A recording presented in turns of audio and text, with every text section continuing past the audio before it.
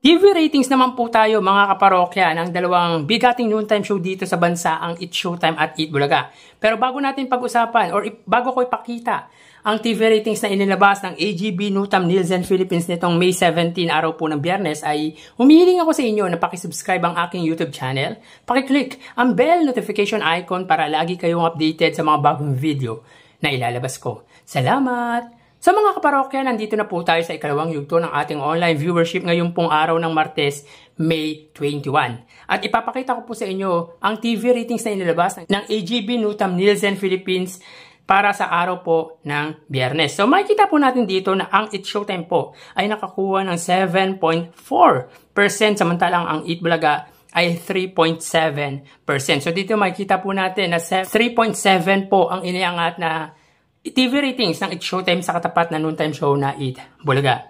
Malaki ang naiambag ng GMA Network na alam naman po natin na malawak ang naaabot nito sa sulok man ng bansa. At alam naman natin na napakalakas din po ng signal ng nasabing TV station.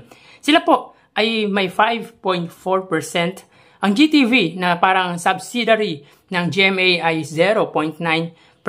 Ang A2Z na pagmamayari ni Eddie Villanueva ay may 0.8% at ang Kapamilya Channel na hindi natin nakikita sa free TV unless kung meron kang cable, ito ay may 0.3%. Samantalang ang Eat Bulaga naman po, ang TV5 ang siyang malaking na-provide sa TV ratings ng Eat Bulaga na may 3.4% at ang RPTV na dating Channel 9 ay may 0.3%. At kung titingnan natin ang main channel ng Eat Bulaga at It's Showtime na GMA at TV5 ay angat po ang GMA sa katapat na TV network ng 2%. Samantalang ang RPTV at Kapamilya Channel ang siyang nagkakatapat or hindi nalalayo ang TV ratings. Alam naman natin yung RPTV ay dating Channel 9 or RPN. So malaking tulong din ang naiambag ng GTV at A2Z sa noontime show na Eat Showtime. Magkaganon man kung ano man po ang gusto nating panoorin, It's Showtime man yan or Eat Bulaga ay panoorin natin. Ang importante ay nakakatulong sila sa ating bansa, sa ating mamamayan at nakapagpapasaya sa ating mga kababayan. So tara ating alamin ang online viewership ng dalawang bigating noontime show. Para sa Eat Bulaga, under TVJ Facebook page na may 2.4 million followers at sa It's Showtime naman na may 17 million followers. So as of 1:27 mga kaparokya, ang It's Showtime po sa unang yugto ay nakakuha ng total live viewership na 17,000 viewers. Samantalang sila ngayon ay may kasalukuyang segment na especially for you at may 27.2 thousand viewers. Samantalang ang Eat Bulaga sa unang yugto ay may 8,000 viewers at makikita po natin dito na sila po ay may kasalukuyang segment na Gimme 5 at may 9,000 live viewers. So dito makikita po natin kung sino ang lamang pagdating sa kanilang Facebook Live at yan nga po ay ang It's Showtime na may 18,000 viewers na angat sa tapat na noontime show na Eat Bulaga. So dito makikita po natin na nadagdagan ang viewers ng Eat Bulaga ng 1,000 viewers samantalang sa It's Showtime naman po ay 10,000 viewers. So times 10 po ang naidagdag na viewers ng It's Showtime kesa sa Eat Bulaga na 1,000 viewers lamang po ang naidagdag sa ikalawang yugto. So mapunta naman po tayo sa TV Network YouTube channel at unahin po natin ang GMA Network YouTube channel na may kasalukuyang subscribers na 35.2 million subscribers.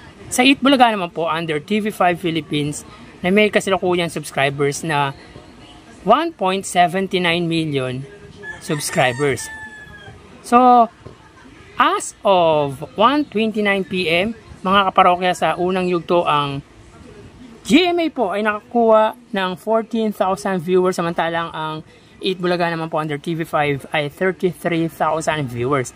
So, click po natin para po sa It's Showtime under GMA ay may 21,000 viewers, samantalang sa Eat Bulaga under TV5 ay may 42,000 live viewers. So, ulitin po natin mga kaparokya, as of 1:29 PM para po sa GMA Network, sila po ay may 21,000 viewers at ang Eat Bulaga under TV5 ay may 42,000 live viewers. So dito may kita po natin pagdating sa kanilang TV Network YouTube channel ay angat ang TV5 kesa sa GMA Network. At sila po ay lamang ng 21,000 viewers sa katapat na TV network na GMA Network. So mapunta naman po tayo sa main YouTube channel ng dalawang noontime show at unahin po natin ang Eat Bulaga TVJ na may kasalukuyang subscribers na 998,000 subscribers. Samantalang sa It's Showtime naman under ABS-CBN It's Showtime na may 2.21 million subscribers. So sa unang yugto, ang It's Showtime po ay may 86,000 viewers, samantalang ang Eat Bulaga po ay 57,000 live viewers. So click po natin mga kaparokya para po sa It's Showtime, sila po ay may 109,000 viewers. Ang Eat Bulaga po ay may 66,000 live viewers. So ulitin po natin mga kaparokya, as of 1:30 PM ang It's Showtime po ay may 108,000 live viewers. Samantalang ang Eat Bulaga naman po, sila po ay may 65,000 live viewers. So dito pagdating sa kanilang main YouTube channel ay angat po ang It's Showtime sa katapat na noontime show na Eat Bulaga. At sila po ay angat ng 43,000 live viewers. So bali ang total na nakuha ng dalawang noontime show ay para po sa Eat Bulaga, sila po ay may 116,000 total live viewership, samantalang ang It's Showtime po ay 156,000 live viewers. So dito may kita po natin na angat po pagdating sa online viewership ang It's Showtime sa katapat na noontime show na Eat Bulaga ng 40,000 live viewers. Kung sa unang yugto ay 19,000 ang inilamang ng It's Showtime sa Eat Bulaga, sa ikalawang yugto po ay 40,000 live viewers. So diyan po nagtatapos ang ating ikalawang yugtong online viewership ng dalawang noontime show dito sa bansa. Paalam po muna ako pansamantala.